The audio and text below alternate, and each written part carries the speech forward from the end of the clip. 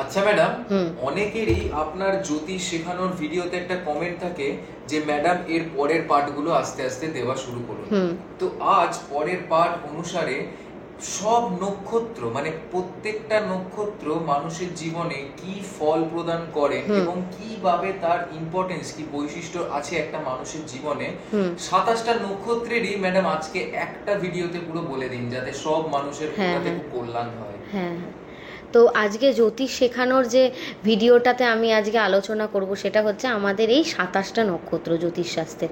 এই 27টা নক্ষত্রের কিন্তু আমাদের জীবনে অনেক ইম্পর্টেন্স রয়েছে, কারণ আমরা সবসময় দেখি যে এই প্ল্যানেটসগুলো চেঞ্জ হচ্ছে, ট্রানজিট হচ্ছে, ফল দিচ্ছে। আদতে কি এই প্ল্যানেটসগুলোই ফল দেয়, বা আমাদের যে মহাদশাগুলো থাকে, অনেকেরই দেখেছেন হয়তো জুপিটারের দশা চলছে মানে বৃহস্পতির, বা শুক্রের দশা চলছে কিন্তু ভালো ফল পাচ্ছেন না, তারা ভাবেন যে এত ভালো প্ল্যানেট ভালো ফল কেন পাচ্ছি না, এইগুলোর পেছনে কে রয়েছে? মূলত কিন্তু এই গ্রহগুলোকে চালনার পেছনে রয়েছে কিন্তু নক্ষত্র। নক্ষত্র যেমন হবে সেই অনুযায়ী কিন্তু গ্রহগুলো ফল দেবে। আমাদের যে নবতারা চক্র আছে, যারা জ্যোতিষ সম্পর্কে ধারণা রাখেন বা জ্যোতিষ আমার কাছে যারা শিখছেন, তারা কিন্তু এই নবতারা চক্র সম্বন্ধে কিন্তু একটা মানে জ্ঞান কিন্তু রেখে দিন, কারণ এটা কিন্তু সব থেকে ইম্পর্টেন্ট। নবতারা চক্রে মানে 9টা ভাগে ভাগ করা হয় নক্ষত্রগুলোকে। প্রথমেই ধরা হয় হচ্ছে জন্ম, তারপরে হচ্ছে সম্পদ, তারপর বিপদ। আপনারা লিখে নিন ভালোভাবে, আমি আর একবার বলছি। প্রথমে হচ্ছে জন্ম নক্ষত্র, যে নক্ষত্রে আপনার জন্ম হয়েছে। এবার এই জন্ম নক্ষত্র আপনি নির্ধারণ কি করে করবেন? এই যে আপনাদের date of birth, time of birth আর প্লেস অফ বার্থ নিখুঁত হতে হবে কিন্তু। যদি নিখুঁত না হয় তাহলে কিন্তু আপনার নক্ষত্র চেঞ্জ হয়ে যাবে। তো এই নিখুঁত যে আপনার জন্ম বিবরণ বা জন্মের এই যে সঠিক সময় বলুন, সময়ের প্লেস বলুন, এইগুলো থেকে কিন্তু আপনার যে জন্ম নক্ষত্র সেটা বেরিয়ে আসবে। এই জন্ম নক্ষত্রের মাধ্যমে আপনার জীবনে কি ঘটছে সেটা কিন্তু পুরোপুরি ভালোভাবে ফলাফল আপনি জানতে পারবেন। তো এবারে বলি আপনার জন্ম নক্ষত্র, তারপরেই আসে হচ্ছে সম্পদ নক্ষত্র, তারপর বিপদ, তারপরে খেম, তারপর প্রত্যরী, তারপর সাধক, তারপরে বধ, তারপরে মিত্র, তারপরে হচ্ছে অতিমিত্র। তাহলে 9টা ভাগে বিভক্ত হলো। টোটাল কটা নক্ষত্র বললাম? টোটাল হচ্ছে আমাদের জ্যোতিষশাস্ত্রে আছে 27টা নক্ষত্র। 12টা কটা ঘর আছে? আমাদের 12টা ঘর। এবার আমাদের প্ল্যানেট কটা? আমাদের হচ্ছে 9টা প্ল্যানেট, 9 প্ল্যানেটস। এবার এই প্ল্যানেটসগুলো নক্ষত্রের মধ্যে কিভাবে ভাগ হবে? তো এইরকমভাবে কিন্তু এই 9টা ভাগে কিন্তু ভাগ করা হয়েছে। এবার সব কটা প্ল্যানেটের মধ্যে এই যে যিনি চন্দ্রদেব আছেন, এই চন্দ্রদেব কিন্তু প্রত্যেকটা নক্ষত্রের কিন্তু অধিপতি। ঠিক আছে, প্রত্যেকটা নক্ষত্রের ঘরে মানে মধ্যে উনি কিন্তু প্রত্যেকটা নক্ষত্রকে বিচরণ করেন, উনি প্রত্যেক দিন করেন। উনিই কিন্তু একমাত্র আছেন যিনি প্রত্যেক দিন এই ঘরগুলোকে বিচরণ করে করে বেড়ান। তাই জন্য এই চন্দ্রই কিন্তু আমাদের জীবনের যা ঘটনা ঘটছে উনিই কিন্তু মেন দেখে থাকেন। আমাদের ডেলি লাইফে ধরুন প্রবলেম আসছে, টাকা আসছে না, বা আমাদের জীবনে ধরুন ব্রেকআপ হলো, বা সংসারে অশান্তি, সব কিন্তু এই চন্দ্রের ওপরেই মেনটেন করে ঘুরে বেড়ায়। সবাই ভাবে মনে গ্রহগুলো করছে, হ্যাঁ গ্রহগুলো তো করছেন, দশা এদিকে গ্রহগুলো কোন নক্ষত্রে বসে আছে সেগুলোও ইম্পর্টেন্ট, কিন্তু এখানে চন্দ্র কিন্তু মেন ভূমিকা গ্রহণ করে থাকে। কারণ এই নক্ষত্রগুলো আমাদের যে চার্ট রয়েছে 12টা ঘর, প্রথম থেকে এক থেকে মানে মেষ থেকে মিন অবধি বলছি, প্রত্যেকটা ঘরে নক্ষত্রগুলো ভাগ হয়েছে 13 ডিগ্রি 20 মিনিট করে। মানে প্রত্যেকটা নক্ষত্র 13 ডিগ্রি 20 মিনিট করে বসে থাকবে। আর এই প্রত্যেকটা 13 ডিগ্রি 20 মিনিটকেই ওই এক একটা ঘরে কিন্তু চন্দ্র পার করে করে পুরো রাশিচক্রটাকে মানে কিন্তু পরিভ্রমণ করবে। তো এবার 13 ডিগ্রি 20 মিনিট করে করে কি করে আমি হিসাব করব? এবার ধরুন আমি মেষ রাশির কথা বলছি। তো মেষ রাশিতে রয়েছে হচ্ছে অশ্বিনী, ভরণী, কৃত্তিকা। এবার অশ্বিনী নক্ষত্র 13 ডিগ্রি 20 মিনিট বসে আছে। এবার প্রত্যেকটা ঘরগুলো মানে আমাদের তো 12টা ঘর। এবার 12টা ঘর হচ্ছে পুরোটাই একটা, আপনি যদি ধরেন একটা আমাদের পুরো পৃথিবী, ঠিক আছে, এই পৃথিবীটাকে ভাগ করা হয়েছে হচ্ছে 360 ডিগ্রিতে। এই 360 ডিগ্রিকে প্রত্যেকটা ঘরকে 30 ডিগ্রি করে ভাগ করা হয়েছে, ঠিক আছে, একটা অ্যাভারেজ হিসাবে 30 ডিগ্রি হিসাবে ভাগ করা হয়েছে। 3 × 32 360 ডিগ্রি এখানে কিন্তু কমপ্লিট হয়ে যাচ্ছে। এবার 30 ডিগ্রি করেই কিন্তু 3খানা নক্ষত্রকে পুরোপুরি থাকতে হবে। এবার এই নয় যে প্রত্যেকটা 10 ডিগ্রি করে থাকবে, তা কিন্তু না, কারণ এখানে হিসাবে রয়েছে 13 ডিগ্রি 20 মিনিট। এবার প্রথম ঘরটা আমি ধরলাম মেষ, প্রথমে ঘরটায় কী হচ্ছে 13°20' রয়েছে মেষ রাশিতে অশ্বিনী নক্ষত্র। তারপরের যে নক্ষত্রটা যাবে সেটা হচ্ছে ভরণী নক্ষত্র। ভরণী নক্ষত্র আরও 13°20', মানে ও কত ডিগ্রি পর্যন্ত থাকবে? 26°40'। তো এবার 26°40' ডান হয়ে গেল, তাহলে আমার কাছে আর কত পড়ে রয়েছে? 3°20'। এবার ওই 3°20'-এর মধ্যে কৃত্তিকা বসে গেল, ওই ঘরের 30° ডান। এরপরেই আমি বৃষ রাশিতে চলে যাব। বৃষ রাশিতে যেই যাব, ওখানে কৃত্তিকার যে 10° বাকি ছিল, 3°20', ওখানে মেষ রাশিতে ডান হয়ে গেছে, তাহলে এবার ও 10° রয়েছে। এবার আমার বৃষ রাশিতে ওর ওই 10°টা কিন্তু প্রথমে বসবে। তারপর এবার আস্তে আস্তে কৃত্তিকা, তারপরে রোহিণী, মৃগশিরা, এরকম পরপর পরপর করতে করতে এবার আপনাকে হিসাব করে করে 30°টা ওখানে কমপ্লিট করতে হবে। মানে 26°40 যেই হয়ে গেল, এরপর সেই নক্ষত্রে 3°20' ডান, পরের ঘরে আবার 10°। এরকমভাবে করে করে কিন্তু একটা পুরো চার্টে ওই 13°20' করে করে কিন্তু এই প্রত্যেকটা নক্ষত্র কিন্তু অবস্থান করে। এবার এই যে প্রত্যেকটা নক্ষত্র কেন আমাদের জীবনে এত ইম্পর্টেন্ট, কারণ গ্রহগুলো কিন্তু আমাদের জীবনকে নিয়ন্ত্রণ করে না, এই নক্ষত্রগুলো করে থাকে। কেন করে থাকে? কারণ দেখুন, আজকে জন্ম নক্ষত্রের কথা বললাম, জন্ম নক্ষত্র কিন্তু খুব ভালো নক্ষত্র। এই নক্ষত্রে আমরা জন্মেছি, তো আমাদের জীবনে যা হবে সেটা কিন্তু ভালো হবে। তারপর আমি কি বললাম? সম্পদ নক্ষত্র।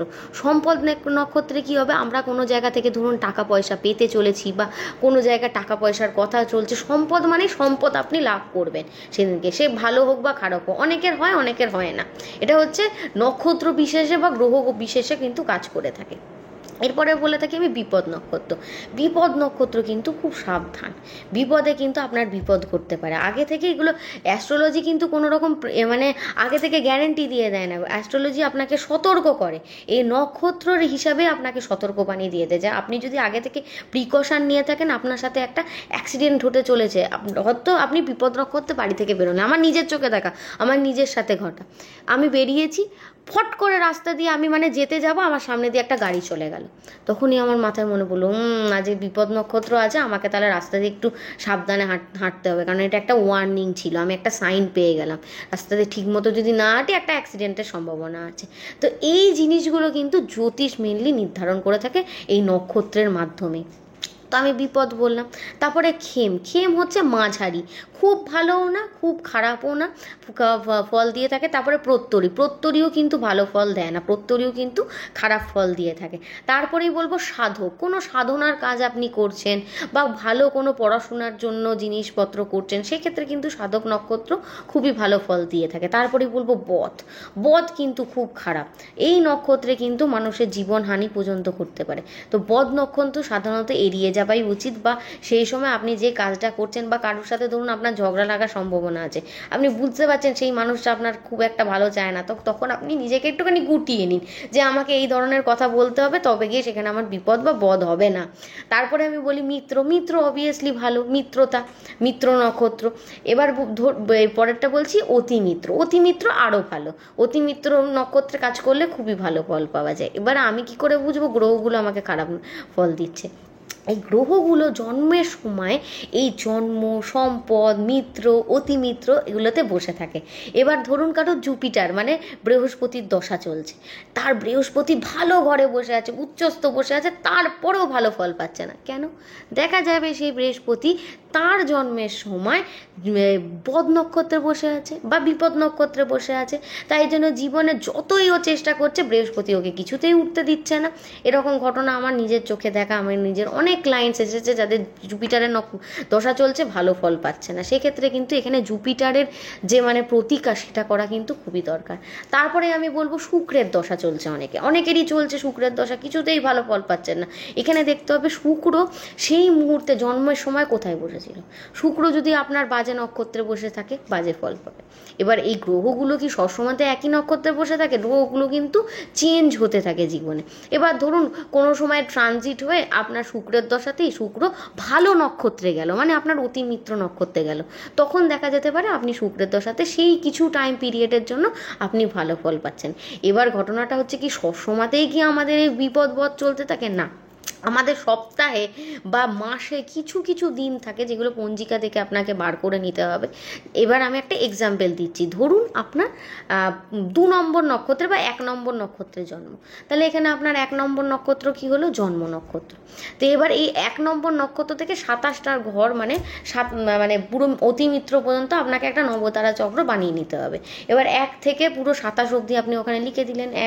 1 নম্বর হচ্ছে জন্ম, 2 নম্বর হচ্ছে সম্পদ, 3 নম্বর বিপদ, 4 নম্বর খেম, 5 নম্বর প্রত্যরী, 6 নম্বর হচ্ছে এদিকে সাধক, 7 নম্বর হচ্ছে বদ, 8 নম্বর হচ্ছে মিত্র, 9 নম্বর অতিমিত্র, তারপরে 10 চলে যাবে আবার জন্ম। এরকম করে করে আপনি 27 অবধি লিখলেন। এবার আপনাকে পঞ্জিকা খুলে প্রত্যেকটা নক্ষত্রের নাম লিখে নিতে হবে। এবার 27টা নক্ষত্রের নাম তো আপনাকে জানতে হবে যে আপনি দিনটা বিচার করবেন। 27টা নক্ষত্রের আপনি নাম লিখে নিলেন। লিখে নিয়ে আপনি এবার দেখলেন আপনার বদ আর বিপদ ওই পঞ্জিকাতে কোন দিন কোন কোন ডেটে পড়ছে। সে ডেট অনুযায়ী আপনি বুঝতে পারলেন এই দিনকে আমার বদ রয়েছে, এই দিন বিপদ রয়েছে, এই দিনকে প্রত্যরী রয়েছে, তাহলে এই দিনগুলো আমাকে একটুখানি সাবধানে মেনে চলতে হবে। এবার এই নক্ষত্রগুলোর নামগুলোকে আমি আপনাদেরকে জানাচ্ছি, আপনারা ভালোভাবে খাতায় লিখে নেবেন। প্রথমে আমি বলে রাখি 27টা নক্ষত্রের মধ্যে 1 নম্বর নক্ষত্র হচ্ছে অশ্বিনী নক্ষত্র, 2 নম্বর হচ্ছে ভরণী, 3 নম্বর কৃত্তিকা, 4 নম্বর রোহিণী, 5 নম্বর মৃগশিরা, 6 নম্বর আদ্রা, 7 নম্বর পুনর্বসু নক্ষত্র, 8 নম্বর পুষ্যা, 9 নম্বর অশ্লেষা, মঘা, পূর্ব ফাল্গুনী, উত্তর ফাল্গুনী, হস্তা, চিত্রা, স্বাতী, বিশাখা, অনুরাধা, জ্যেষ্ঠা, মূলা, পূর্বসারা, উত্তরাষাঢ়া। তারপরে হচ্ছে অভিজিৎ নক্ষত্র বলে একটা নক্ষত্র আছে, এই জন্য 28টা নক্ষত্র ফট করে ধরা হয়ে থাকে। ধনিষ্ঠা, শতবিশা, পূর্ব ভাদ্রপদ, উত্তর ভাদ্রপদ, শ্রবণা। তো এরকম পরপর করে প্রত্যেকটা নক্ষত্র আছে। আমি ভাবছি যে এই ডেসক্রিপশান বা স্ক্রিনে আপনাদেরকে 27টা নক্ষত্রের নাম একবারে লিখে দেবো, যাতে আপনারা এই 27টা নক্ষত্রের নাম ভালোভাবে লিখতে পারেন ইয়েতে। এবার আমি প্রত্যেকটা 27টা নক্ষত্রের কিন্তু ক্যারেক্টার বলবো। এবার আপনারা দেখে নেবেন যে আপনাদের ওই নক্ষত্রের জন্ম হয়েছে কিনা আর আপনাদের ওই ক্যারেক্টারিস্টিক্সগুলো ওগুলো কিনা। এবার এই যে 27টা যে নক্ষত্র, এরা কারা? এই 27টা নক্ষত্র সবারই এবার মনে পড়বে। তো এই 27টা নক্ষত্রের পিছনে কিন্তু একটা বড় পৌরাণিক কাহিনী আছে।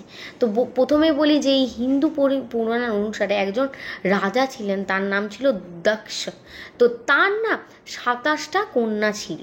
তো এই 27 জন কন্যাকেই কিন্তু চন্দ্রদেব বিবাহ করে নিয়েছিলেন।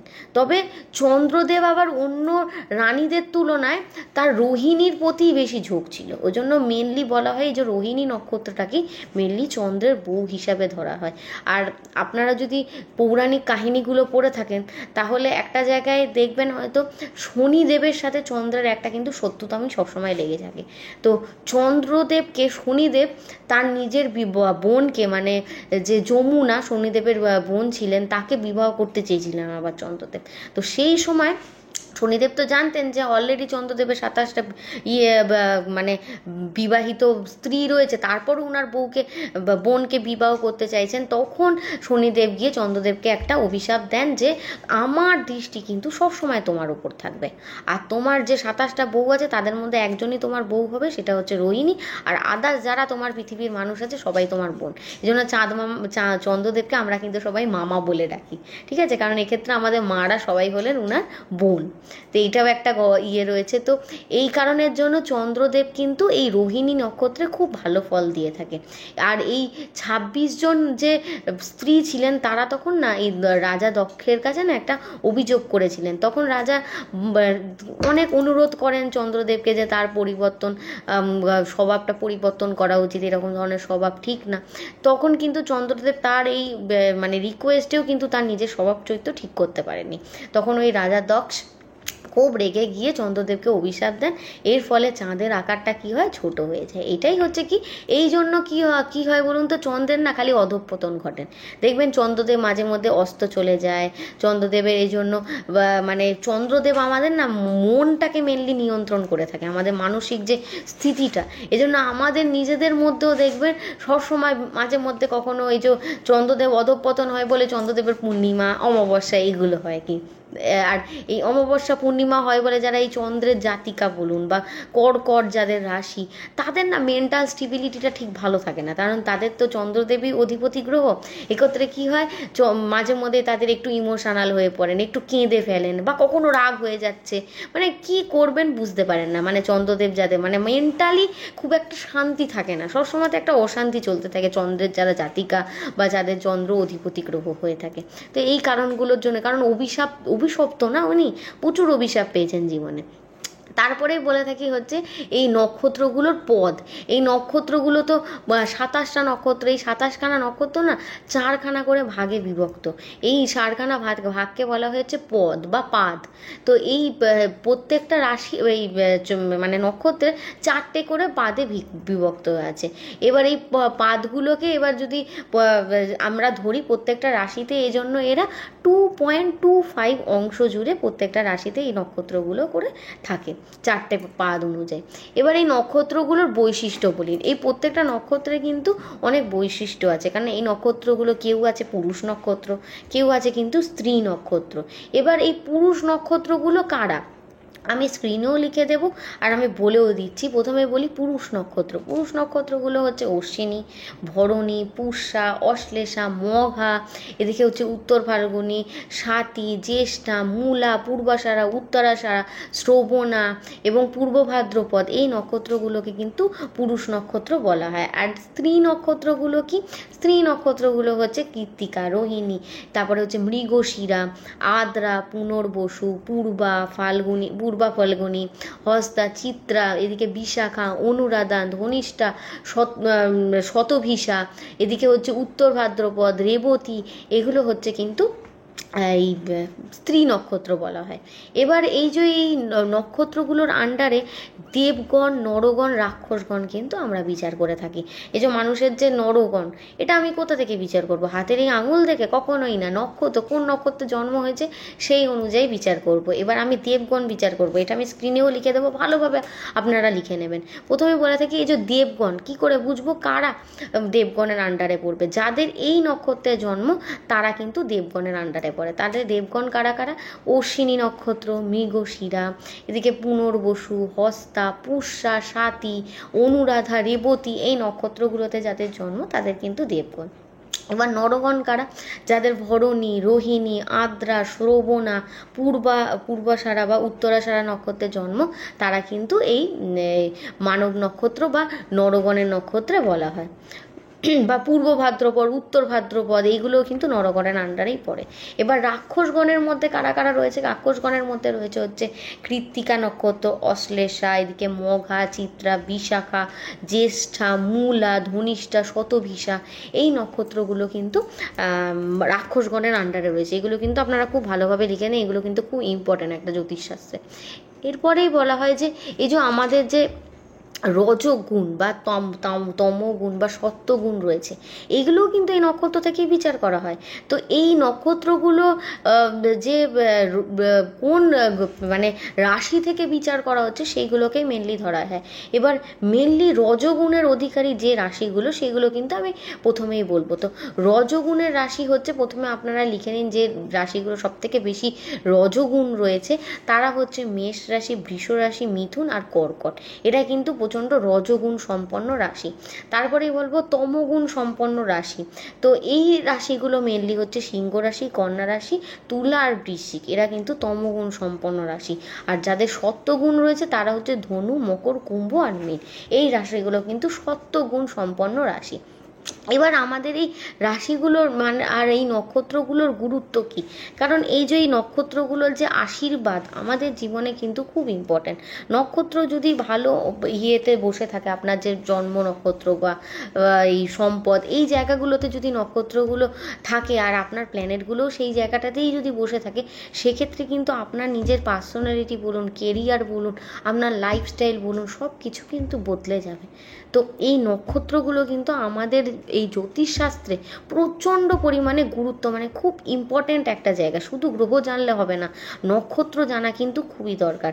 আর এই নক্ষত্রের যেই ডিগ্রি মিনিট, কারণ এই ডিগ্রিগুলো থেকে বুঝতে পারবো, এই যে গ্রহর পাশে দেখবে একটা ডিগ্রি দেওয়া থাকে যে এই ডিগ্রিতে এই গ্রহটা বসে আছে, তো ওই ডিগ্রি অনুযায়ী আমরা জানতে পারি যে সেই ওই প্ল্যানেটটা কোন নক্ষত্রে বসেছিল।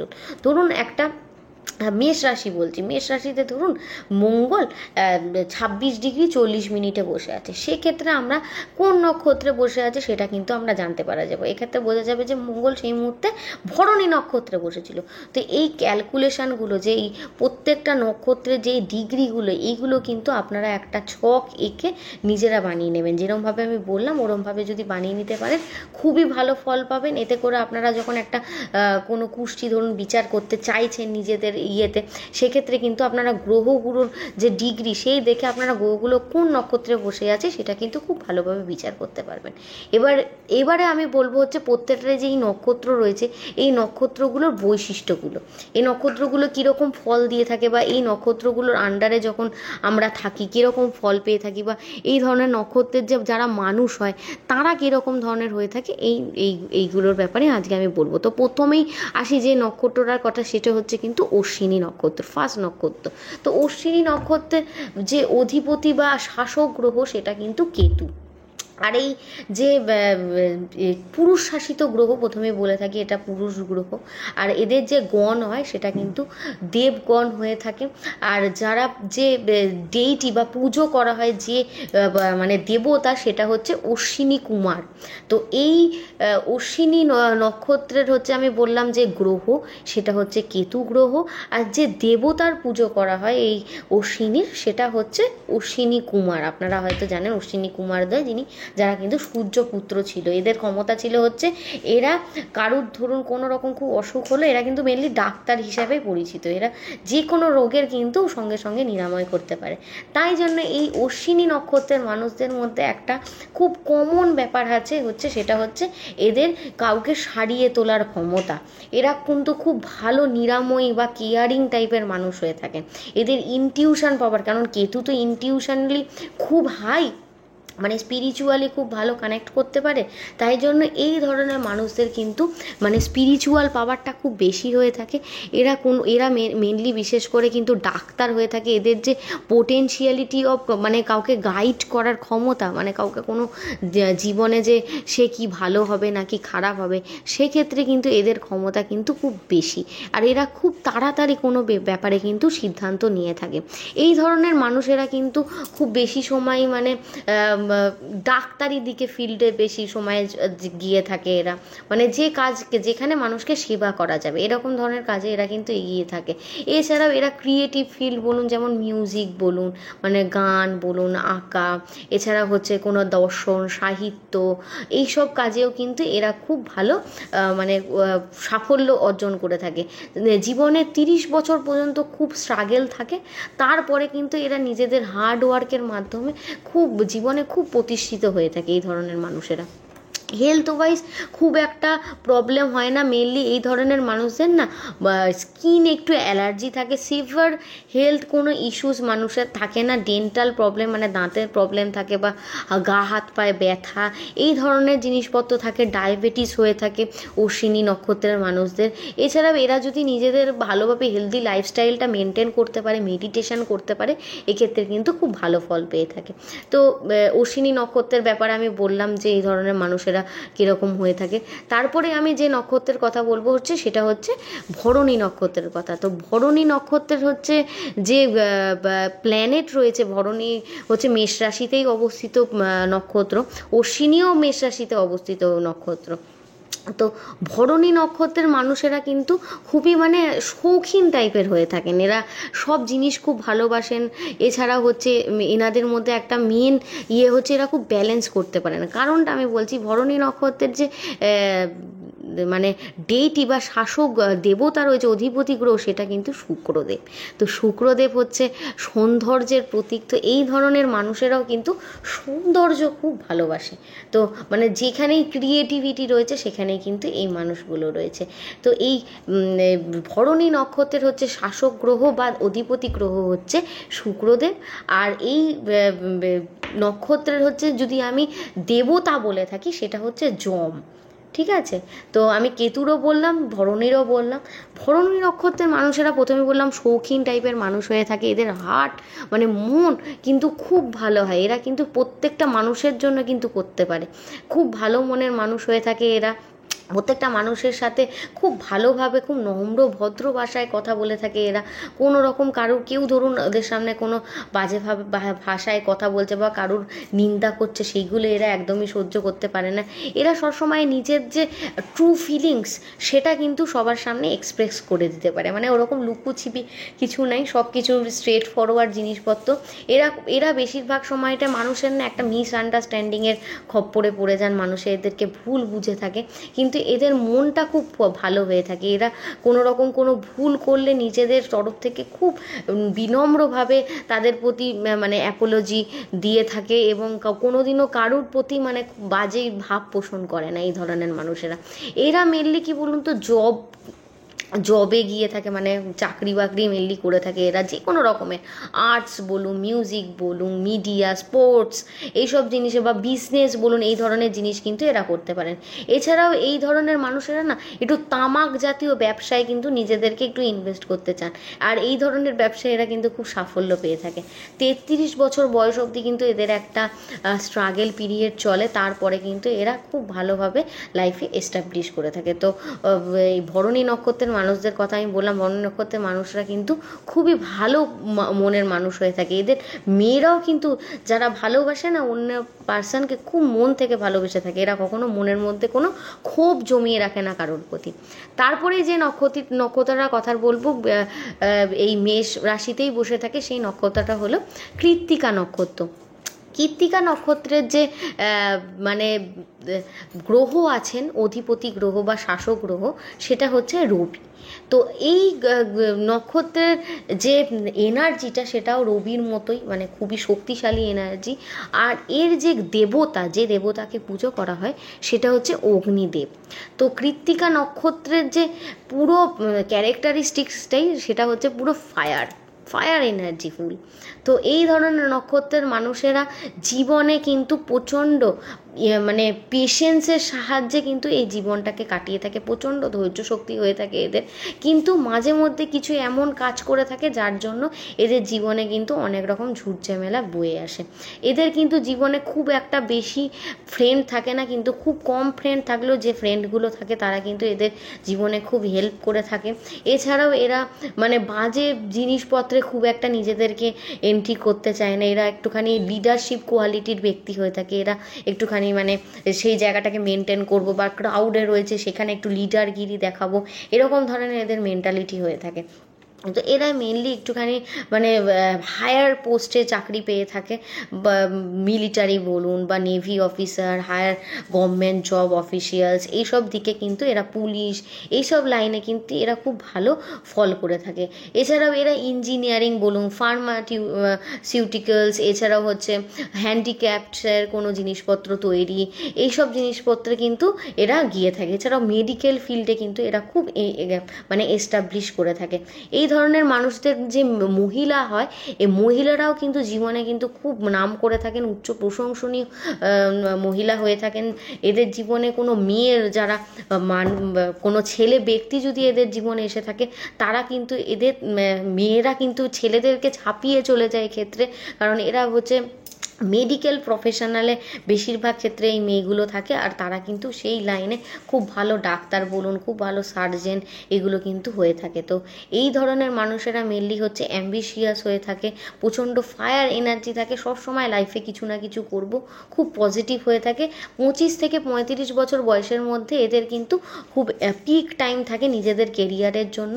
হেলথ ওয়াইজ খুব একটা প্রবলেম হয় না, কারণ এরা খুব একটুখানি লেজি প্রকৃতির হলেও নিজেরা যদি একটু মেডিটেশন, হেলদি লাইফস্টাইল বা কেয়ারফুল জীবনযাপন করতে পারে, তাহলে কিন্তু সেরকমভাবে কোনো রকম অসুবিধা এদের হয় না হেলথ ওয়াইজ।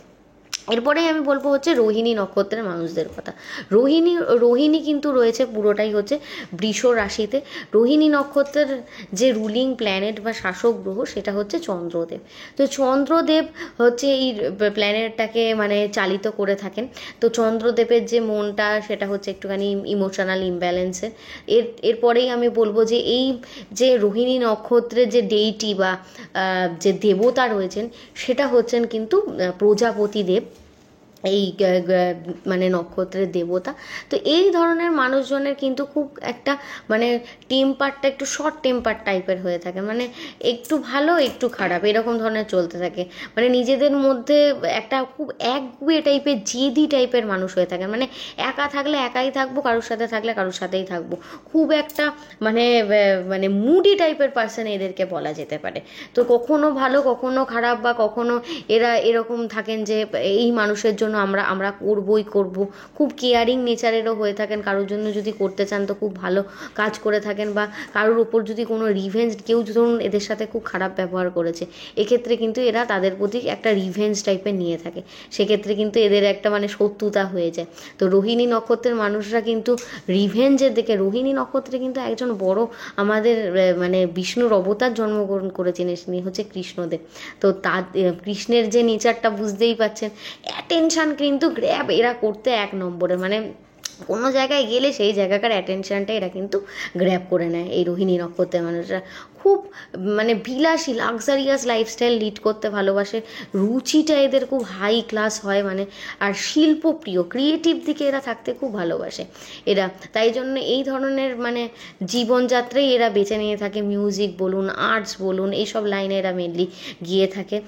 আর এইসব লাইনে ওরা প্রচণ্ড পরিমাণে উন্নতিও করে থাকে। 33 বছর বয়সের পর কিন্তু এদের মেন যে উন্নতিটা বলতে গেলে হয়ে থাকে। তো এদের অর্থনৈতিক উন্নতি যতটা বাড়তে থাকে, এদের না একটুখানি নেশার দিকে না একটুখানি ঝোঁক বাড়তে থাকে, এরা একটু অ্যাডিক্টেড হয়ে যায়, এদিকটা এদের প্রবলেম আছে। এরা যদি ভালোভাবে নিজেদের লাইফস্টাইলটা মেনটেন করতে পারে, হেলথগতভাবে সেরকম কোনো প্রবলেম পাবে না। আদারওয়াইজ একটু ঠান্ডা লাগা, ব্রঙ্কাইটিস, নিউমোনিয়া বা কোনো রকম পেটের অসুখ এইগুলো কিন্তু হতে পারে।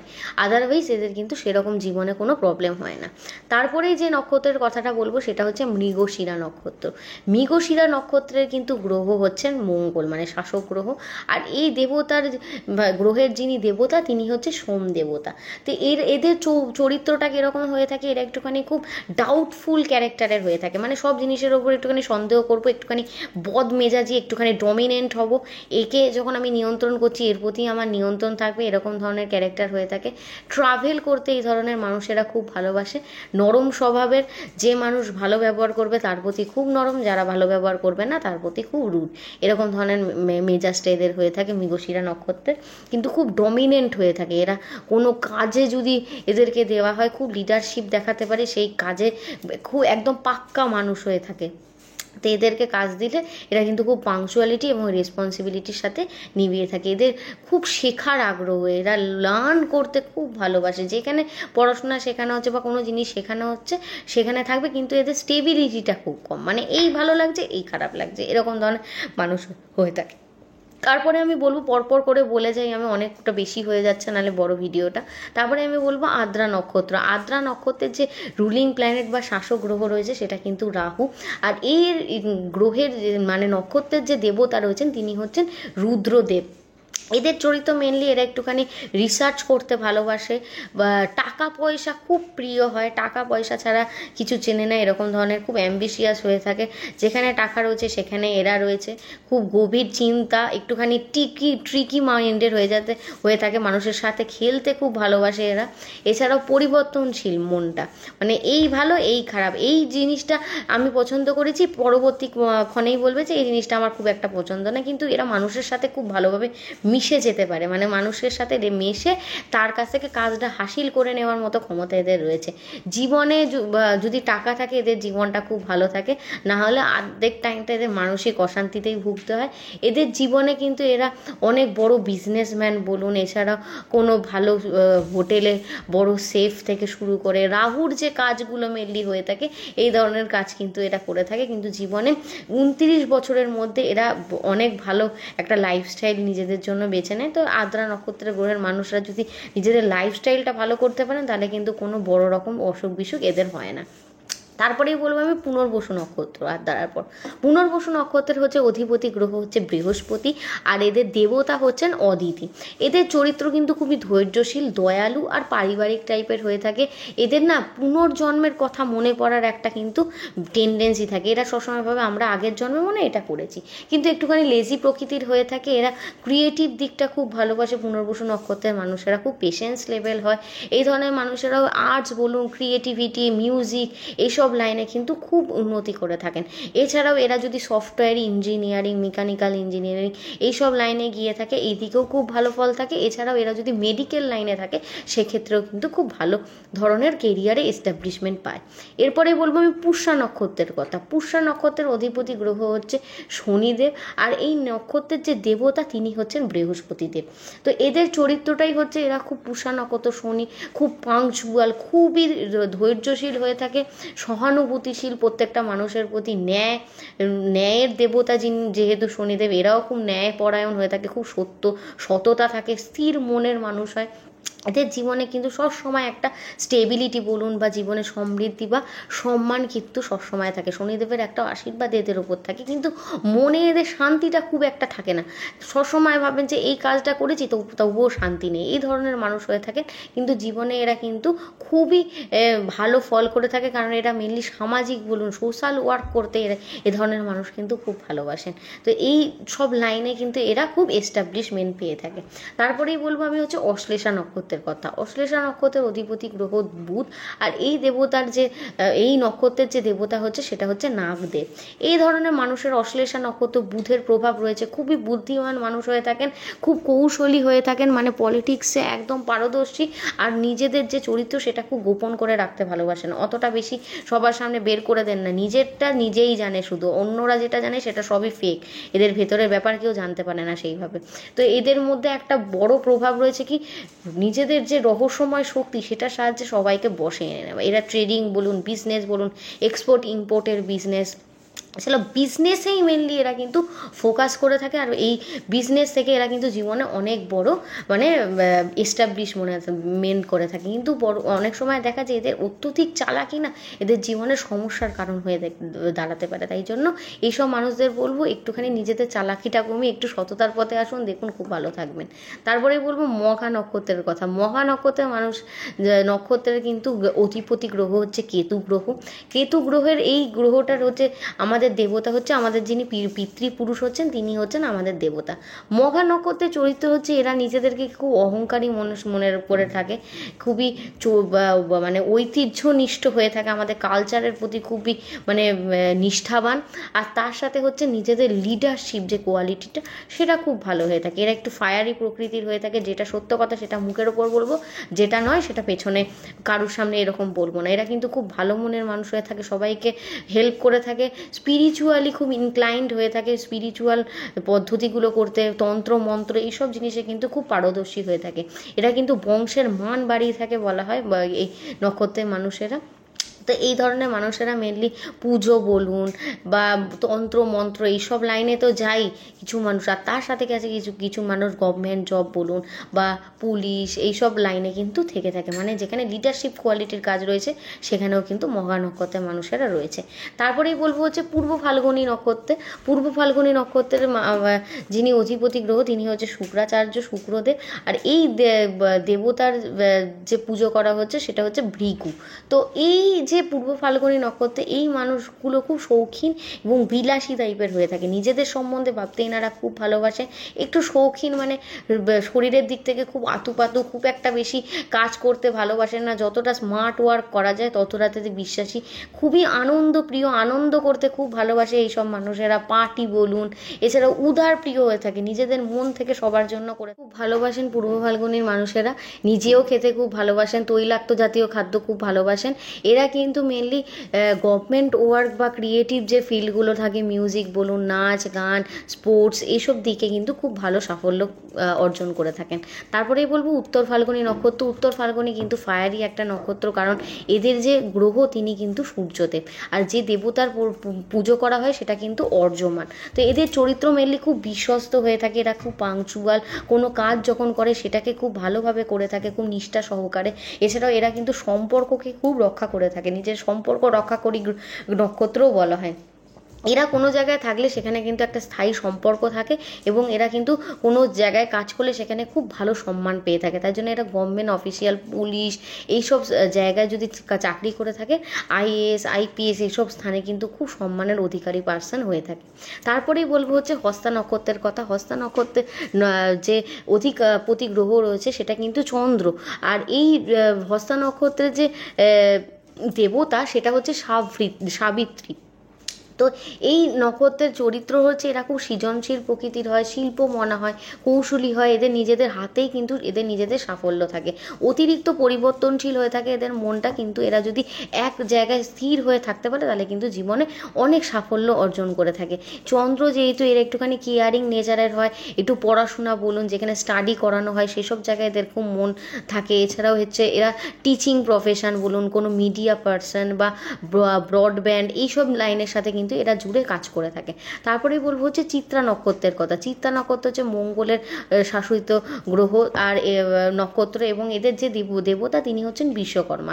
এই ধরনের মানুষেরা অ্যাডমিনিস্ট্রেটিভ ফিল্ডে খুব ভালো ফল করে থাকেন, লিডারশিপ কোয়ালিটি এদের মধ্যে খুব বেশি থাকে, এরা সৌন্দর্যপ্রেমী, সৃজনশীল এবং পরিকল্পনা, যদি কোনো পলিটিক্স ব্যাপার থাকে সেক্ষেত্রে কিন্তু এরা খুব দক্ষ হয়ে থাকে। এরা খুব উন্নত জীবনযাপন, লাক্সারিয়াস জীবনযাপন করে থাকেন। অ্যাডমিনিস্ট্রেটিভ ফিল্ড, খুব বড় একজন প্রফেসর, টিচার বা কোনো জায়গার পলিটিক্যাল লিডার এই চিত্রা নক্ষত্রের মানুষেরা কিন্তু হয়ে থাকেন। এরপরেই বলবো হচ্ছে স্বাতী নক্ষত্র। স্বাতী নক্ষত্রের যে অধিপতি গ্রহ তিনি হচ্ছেন রাহু। রাহুর যে এই নক্ষত্রের যে দেবতা সেটা হচ্ছে বায়ুদেব। এদের চরিত্র মেনলি এরা খুব ইন্ডিপেন্ডেন্ট টাইপ হয়ে থাকে, এরা কারোর কথা অত শুনতে ভালোবাসে না, নিজেদের কাজ করতে খুব ভালোবাসে, পড়াশোনায় খুব ভালো হয়ে থাকে, ট্রাভেল করতে খুব পছন্দ করে, এরা কিন্তু খুব মুক্ত মনের হয়ে থাকে, কিন্তু আবার মাঝে মধ্যে এরা একটু একগুয়েমি ব্যবহার করে থাকে, নিজেদের কথা ভাবতে থাকে প্রচণ্ড পরিমাণে, সেলফ অবসেসড হয়। ক্রিয়েটিভ দিক থেকে এরা কিন্তু খুব হাইলি মানে শিক্ষিত হয়ে থাকেন, এবং এরা কিন্তু উচ্চ পদস্থ কর্মচারী, ইঞ্জিনিয়ারিং এইসব পদে কিন্তু খুব ভালো ফল করে থাকেন। এরপরে বলবো হচ্ছে বিশাখা নক্ষত্রের কথা। বিশাখা নক্ষত্রের গ্রহ হচ্ছে বৃহস্পতি, এবং এর যে দেবতা সেটা হচ্ছে ইন্দ্রদেব বা অগ্নিদেবও বলা হয়। এরা কিন্তু একটুখানি দৃঢ় প্রতিজ্ঞ মানুষ হয়ে থাকেন, যেটা কাজ করব সেটাই করব। এদের লক্ষ্য কিন্তু প্রচণ্ডভাবে নিষ্ঠা, মানে খুব গোল অ্যাচিভার হয়ে থাকে এরা, যেটা একবার নিজেরা মনে করে থাকে সেই কাজটা করেই থাকে। এরা কিন্তু খুব সাফল্য অর্জন করে থাকে জীবনে, তাই জন্য মাঝে মধ্যে এদের খুব অহংকারীও বলা হয়। এরা কিন্তু মিউজিক ফিল্ড বলুন, টিভি অ্যাক্ট্রেস এইসব লাইনে কিন্তু খুব ভালো ফল করে থাকে। এছাড়াও মেকআপ বলুন, এইসব ফিল্ডেও এরা অনেক সময় কাজ করে সাফল্য অর্জন করে থাকে। এছাড়াও এরা টিচিং লাইন বলুন, মেডিকেল প্রফেশনাল এইসব লাইনেও কিন্তু খুব ভালো এস্টাবলিশ হয়ে থাকেন। এরপরে বলবো হচ্ছে অনুরাধা নক্ষত্র। অনুরাধা নক্ষত্রের যে গ্রহ তিনি হচ্ছেন শনিদেব। এদের যে দেবতা সেটা হচ্ছে মিত্রদেব।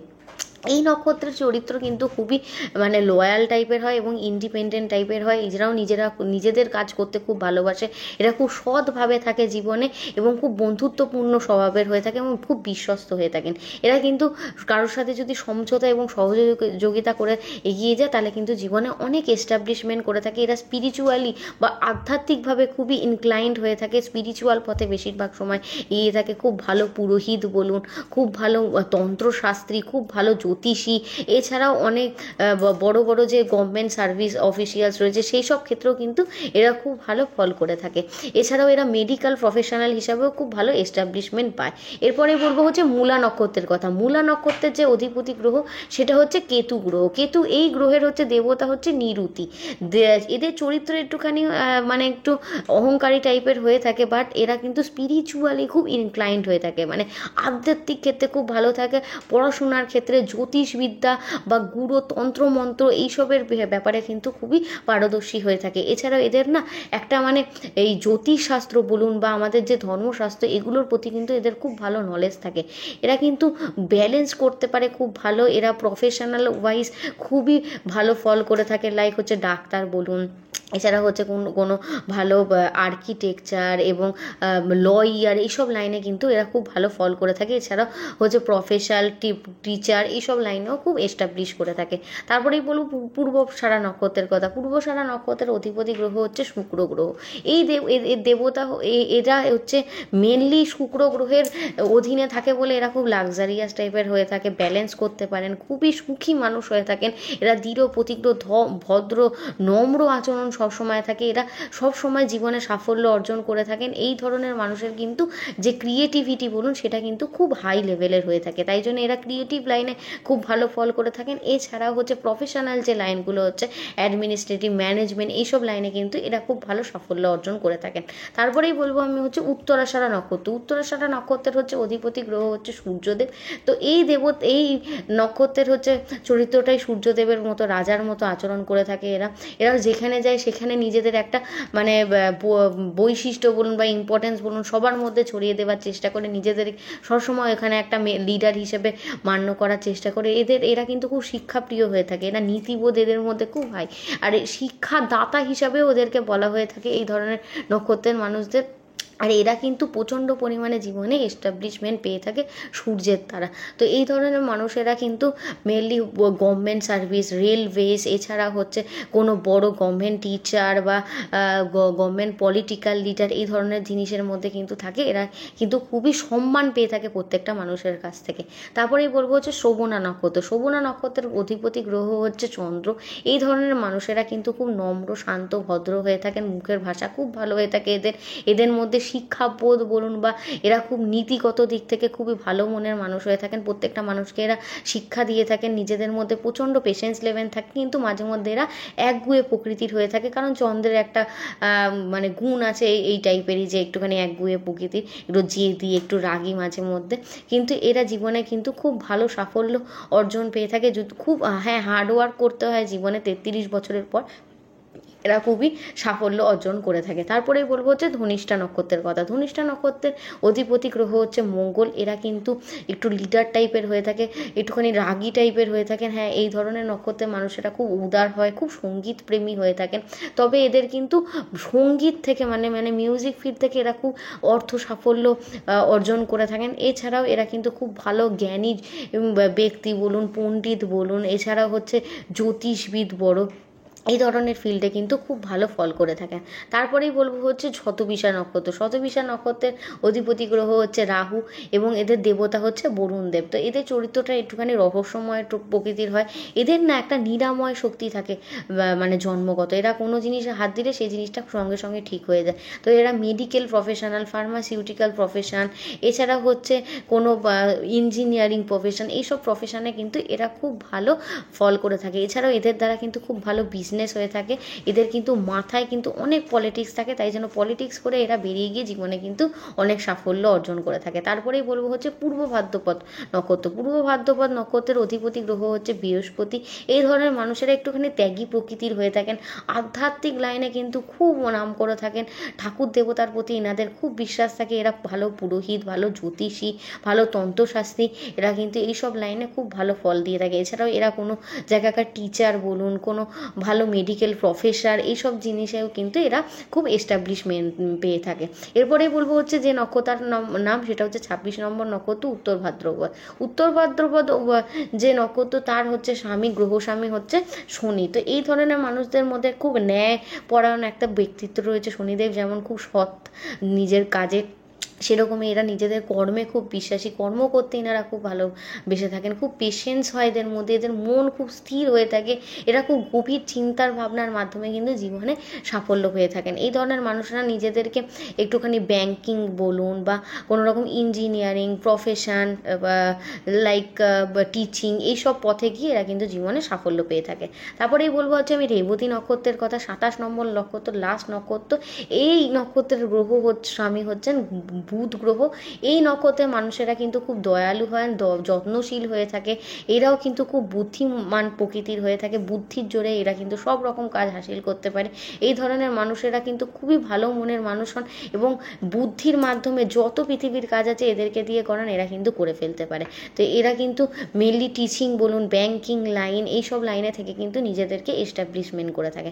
তো আজকে 27টা নক্ষত্রের কথা আমি এইভাবে শেষ করলাম, কেননা আরও অনেক বড় ভিডিওটা হয়ে যেত না হলে। আপনাদের যদি ভালো লেগে থাকে অবশ্যই আমাকে কমেন্টে জানাতে ভুলবেন না। আর ভালোভাবে আমি স্ক্রিনে লিখে দেবো প্রত্যেকটা নক্ষত্রের নাম এবং তাদের সম্বন্ধে আগে যে কথাগুলো বলেছি সেগুলো কিন্তু আপনারা অবশ্যই মনে রাখবেন এবং একটা খাতায় লিখে রাখবেন। এর পরের টপিকটা আপনারা আমাকে সাজেস্ট করবেন আপনাদের কমেন্টের মাধ্যমে। তাই জন্য সবাই ভালো থাকুন, সুস্থ থাকুন আর আমার সাথে থাকুন।